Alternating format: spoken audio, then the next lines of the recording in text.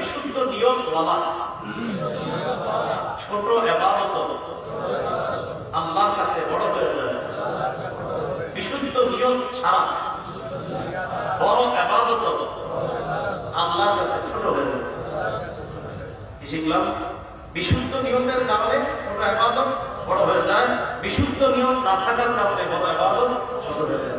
একটা কিতাব আছে, এই কিতাবে রজব হাম্বলি লেখা জামিউল উলুম ওয়াল হিকাম 1 নম্বর খণ্ড 13 নম্বর পৃষ্ঠা। আব্দুল্লাহ ইবনে মুবারক রাহমাতুল্লাহি আলাইহি বক্তব্য, তিনি বলেন রুব্বা আমালিন সাগীরিন তুআযিমুহু নিয়্যা ওয়া রুব্বা আমালিন কাবীরিন তুসাগগিরুহু নিয়্যা। আব্দুল্লাহ ইবনে মুবারক রাহমাতুল্লাহি আলাইহি বলেন এমন অনেক ছোট ছোট আমল তুআযিমুহু নিয়্যা, বিশুদ্ধ নিয়ত ওই ছোট আমলটা অনেক বড় বানায় দেয়। বিশুদ্ধ নিয়ত ছোট আমলটাকে বড় বানায়। ওয়া রুব্বা আমালিন কাবীর তুসাগগিরুহু নিয়্যা, অনেক বড় বড় আমল নিয়ত অশুদ্ধ হওয়ার কারণে ছোট হয়ে যায়। নাউযুবিল্লাহ।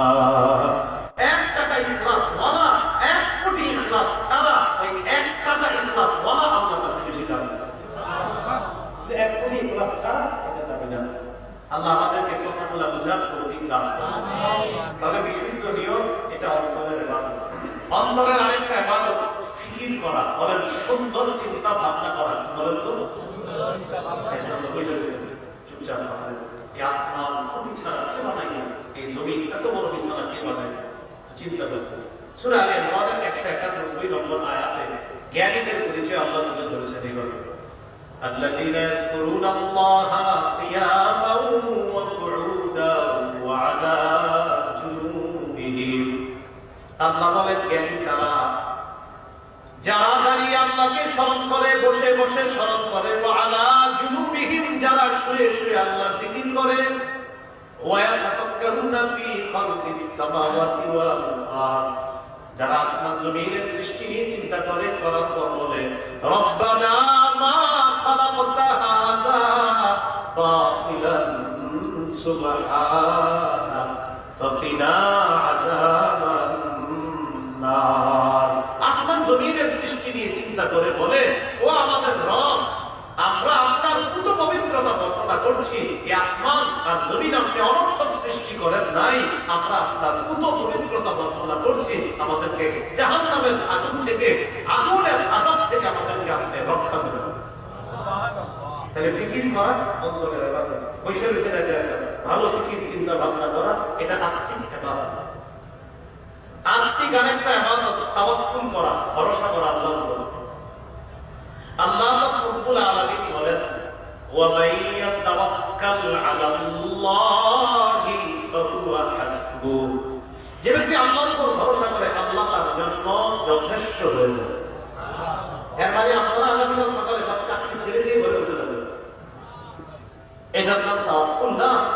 তাওয়াক্কুল হলো আপনার পক্ষ থেকে সব চেষ্টা প্রচেষ্টা করবেন, পূর্ণতা আল্লাহ দান করবেন, আপনি সব চেষ্টা করার পর বলবেন আল্লাহ ভরসা, ইনশাআল্লাহ কিছু হবে না, এটার নাম তাওয়াক্কুল। আপনি গরু বাঁধবেন, বাঁধার পর গরুর ঘরের দরজাটা আটকাইবেন, আয়াতুল কুরসি করে বন্ধ করলেন, এরপর বলবেন আল্লাহ ভরসা, ইনশাআল্লাহ তুমি কিছু করতে পারবে না, এটাকে বলা হয় তাওয়াক্কুল। দরজা খুলে গরুটা আপনি ছেড়ে রাখলেন আর বললেন কোনো সমস্যা নেই, চোর এটা নেবে না, আল্লাহর উপর ভরসা করবেন, এটাকে তাওয়াক্কুল। তাহলে প্রস্তুতি নেওয়া, চেষ্টা করা, প্রচেষ্টা করা, এরপর বলা আল্লাহ ভরসা করতেছি, ইনশাআল্লাহ কিছু হবে না, আল্লাহ ভরসা, এটাকে বলা হয় তাওয়াক্কুল। তো তাওয়াক্কুল এটাও আত্মিক ইবাদত। তাহলে আমার আগে চলে আসে মাধ্যম হিসাবে ইবাদত দরকার। 1 নাম্বার আত্মিক ইবাদত, 2 নাম্বার মৌখিক ইবাদত, 2 নাম্বার মৌখিক ইবাদত, যে ইবাদত আমরা মুখ দিয়ে করি। এই যে আমি মুখ দিয়ে কথা বলতেছি এটা মৌখিক ইবাদত। একটু আমরা মৌখিক ইবাদত করি, সুবহানাল্লাহ, আলহামদুলিল্লাহ, লা ইলাহা ইল্লাল্লাহ, আল্লাহু আকবার। দেখি মনে আছে কেন? আজকে ইবাদতের মধ্যে একটা ছিল লা ইলাহা ইল্লাল্লাহ বলে ধারণ করা। এবার মৌখিক ইবাদতটাও লা ইলাহা ইল্লাল্লাহ বলে স্বীকার করা, এটা মৌখিক ইবাদত।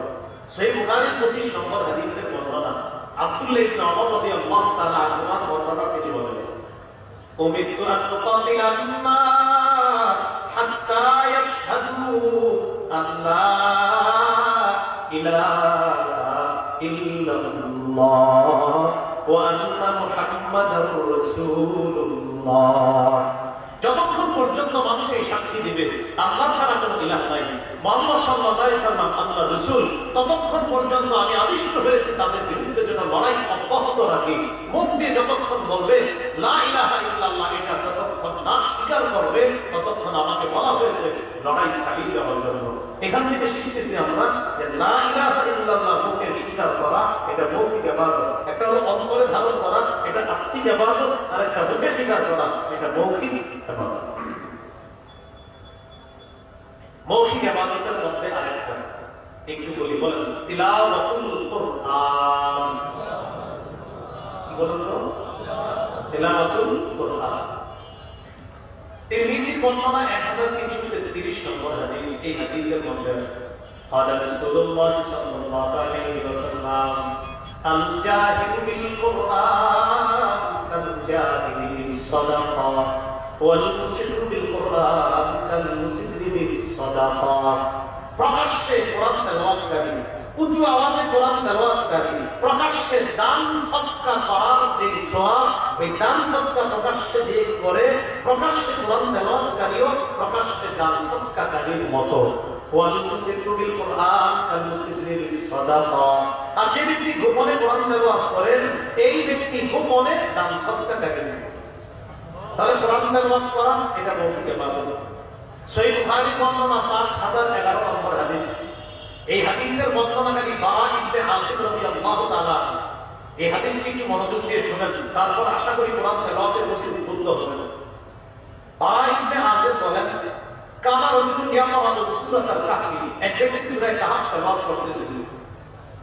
ফাতাবাশশারা সাহাবা, হঠাৎ তাকে আকাশের এক খণ্ড মেঘের মতো কিছু একটা তাকে ছায়া দিল। এটা বুখারীর বর্ণনা। মুসলিমের বর্ণনা আছে, উসাইদ ইবনে হুযাইর রাদিয়াল্লাহু তাআলা কোরআন তেলাওয়াত করতেছিলেন, আকাশের এক খণ্ড মেঘ আসছে, ওই মেঘের মতো দেখা যায়, আর মেঘের মধ্যে ছোট ছোট পাখির মতো দেখা যায়। উনি তেলাওয়াত করতেছেন, মেঘের নিচে দিকে আছে। তো উনি বলেন, ওয়া ইলা জানিবিহি হিসানুন মারবুতুন বিশাতাদাইন। যিনি সূরা কাহফ তেলাওয়াত করতেছিলেন তার পাশে তার একটা ঘোড়া দুইটা রশি দিয়ে বাঁধা। ওলামা হযরত ছাড়া কত যারা আছেন হাদিসটা কি বুঝতেছেন? ওলামায়ে কেরাম বুঝতে পেরে আপনারা বুঝতেছেন তো? এক ব্যক্তি সূরা কাহফ তেলাওয়াত করতেছেন, তার পাশে দুটি রশি দিয়ে একটা ঘোড়া বাঁধা, ওই ঘোড়াটার উপরে আকাশের মেঘ এসে কেমন যেন ছায়া দিতেছে এমনটা মনে হচ্ছে। মুসলিমের বর্ণনায় উসাইদ ইবনে হুযাইর রাদিয়াল্লাহু তাআলা আনহুর ছেলে ইয়াহইয়া নাম কি? ইয়াহইয়া। এই ইয়াহইয়া পাশে শোয়া, উনি যত তেলাওয়াত করে তত মেঘ নিচের দিকে আসে আর ঘোড়া খালি না পায়। বুখারীর বর্ণনা যে ফাজআলা ইয়াফিরু, ঘোড়া খালি না পায়। আর মুসলিমের বর্ণনা হলো, আমি আশঙ্কা করলাম ইয়াহইয়া এইভাবে লাফালাফি করতে করতে আমার ছেলে ইয়াহইয়ার উপর যদি ঘোড়া না আসে আমার ছেলে তো মারা যাবে। এক পর্যায়ে আমি তেলাওয়াত বন্ধ করে দিলাম যেন ঘোড়া না আসে। আর বুখারীর বর্ণনা হলো যে উনি দেখতেছেন, উনি কোরআন তেলাওয়াত শেষ করলেন। মুসলিমের বর্ণনায় আছে কোরআন তেলাওয়াত শেষ করার পর মেঘ খণ্ডটা উপরে উঠে গেছে। বুখারীর বর্ণনায় যেটা আসছে সেটা হলো যে তেলাওয়াত বন্ধ করলেন, করার পর ফালাম্মা আসবাহা আতান নবী সাল্লাল্লাহু আলাইহি ওয়াসাল্লাম, সকালে নবীর কাছে আসলেন। ফাদাকামা যালিকা লাহু, নবীকে পুরো বিষয়টা বললেন। আল্লাহ রাসূল বললেন, তিলকা সাকিনা তানাজ্জালাত বিল কুরআন, এটা ছিল আল্লাহর পক্ষ থেকে প্রশান্তি, তুমি কোরআন তেলাওয়াত করার কারণে এই প্রশান্তি নাযিল হয়েছে। এটা বুখারীর বর্ণনা। মুসলিমের না ওই উসাইদ ইবনে হুযাইর নবীর কাছে গিয়ে বলতে, হুজুর তেলাওয়াত করতেছি আর এর উপর কোরআন। নবীজি বলেন, ইবনে হুযাইর, ও উসাইদ ইবনে হুযাইর, তুমি যদি আরো পারতা, ও হুজুর আরো করছি তো না, ঘোড়া আরো লাফায়। নবীজি বলেন, ইকরা ইবনে হুযাইর, ও উসাইদ ইবনে হুযাইর, তুমি যদি আরো পারতা, ও হুজুর আরো করছি তো না, ঘোড়া আরো লাফায়। তারপর কি বলছো? যখন দেখছি আমার ছেলে ইয়াহিয়ার সমস্যা হবে, তেলাওয়াত বন্ধ করছি আর ওই মেঘ খণ্ডের উপরে উঠে গেছে। নবীজি বললেন, তুমি যদি ফজর পর্যন্ত পড়তা, ফজরের সময় রাসূলুল্লাহ তোমার বাসার সামনে দিয়ে যখন দেখতো, তাও স্বচক্ষে ওই দৃশ্য দেখতো, এটা কারা ছিল জানো? তিলকা সাকিনা, এটা ছিল প্রশান্তি। আর এটার মাঝে যে একটু লাইটের মতো দেখতেছিলা, তিলকা মালাইকা, তারা ছিল ফেরেশতা, তাসতামিউনা, তোমার কোরআন তারা কান পেতে শোনার জন্য দুনিয়াতে চলে আসে। তাহলে কি শিখলাম? মুখে একটা ইবাদত, তেলাওয়াত, কোরআন। আর এই যে জোরে সুবহানাল্লাহ পড়ছেন, কোরআন পড়ে আগামী 1 মাসেও কোরআনটা পড়বেন। সুবহানাল্লাহ বিজ্ঞানে দিন ধরে যেতেছে, আজকে বলুন আসলে বলুন আমি ধারণা করছি আসলে বলুন বিষয়টা হলো আমরা সুবহানাল্লাহ আলাদা মনে হচ্ছে না, ইনশাআল্লাহ আরে পড়বেন ইনশাআল্লাহ। আমি আমার দুই কথা শুরু করে দিয়েছি, আমরা পড়বেন ইনশাআল্লাহ। তাই কোরআন পড়বেন, নিয়মিত পড়বেন, কোরআন তেলাওয়াত নিয়মিত করবেন। আমি বলি কোরআন মানে মুখস্থ করেন ঠিক, কোরআনটা খুইলা ঢেলিয়ে কিছু খুইলা খুলে পড়বেন। কেন আমি প্রায় সময় বলি কোরআন খুলে নিয়মিত কিছু করলে কোরআনের সাথে আলাদা একটা ভালোবাসা তৈরি হয়। এই ভালোবাসা মহব্বতটা দেখেন, আপনি 2 মাস কোরআন খুইলা ঢেলি করেন, হঠাৎ একদিন কোনো কারণে ধরে নেই, হঠাৎ না পড়তে কারণে তার কোথায় মিশে গেছে মনটা খারাপ। কেন বাবা 2 মাস কোরআন পড়ছি ডেলি, খুব ভালো লাগতো, আজকে হঠাৎ কোরআন পড়তে পারি নাকি এত কষ্ট লাগতেছে। আলেমরা আপনাকে সমাধান দিবে না, কোরআনের সাথে তোমার ভালোবাসা তৈরি হয়ে গেছে, আর এই ভালোবাসাটা একদিন মিস হওয়ার কারণে তুমি এখন খুব কষ্ট পেয়েছো। তাহলে কোরআনের সাথে আমরা মহব্বত তৈরি করবো বলি ইনশাআল্লাহ। এই নীতি বর্ণনা 2910 নম্বর হাদিস, 2910 নম্বর হাদিস। এই হাদিসের মধ্যে আসে قال رسول الله صلى الله عليه وسلم من قرأ حرفا من كتاب الله فله به حسنة। যে ব্যক্তি কোরআনে একটা অক্ষর তেলাওয়াত করে তার আমলনামায় একটা সওয়াব, ওয়াল হাসানাতু বিআশরি আমসালিহা, ওই একটা আমল 10 গুণ বাড়ায়। আর মানে একটা অক্ষর তেলাওয়াত করলে সাথে সাথে তার আমলনামায় 10টা নেকি লিপিবদ্ধ হয়ে যায়। সুবহানাল্লাহ। নবীজি বলেন লা আকুলু আলিফ লাম মিম হারফুন ওয়ালাকিন আলিফুন হারফুন ওয়ালামুন হারফুন ওয়া মিমুন হারফুন। রাসূলুল্লাহ সাল্লাল্লাহু আলাইহি ওয়াসাল্লাম বলেন আলিফ লাম মিম এই পুরোটা একটা অক্ষর আমি বলছি না, কিন্তু আলিফ একটা অক্ষর, লাম একটা অক্ষর, মিম একটা অক্ষর, এর মানে আলিফ লাম মিম কেউ যদি পড়ে তার আমলনামায় 30টা নেকি লিখবে। সুবহানাল্লাহ। একটি পড়ি আপনারা আলহামদুলিল্লাহ, আলহামদুলিল্লাহ, বলে হামদুলিল্লাহ জবর আল, হামিম জবর হাম, দাল পেশ দু, আলহামদুলিল্লাহ, আবার আলহামদুলিল্লাহ। আমরা 250 সওয়াব পেয়েছি।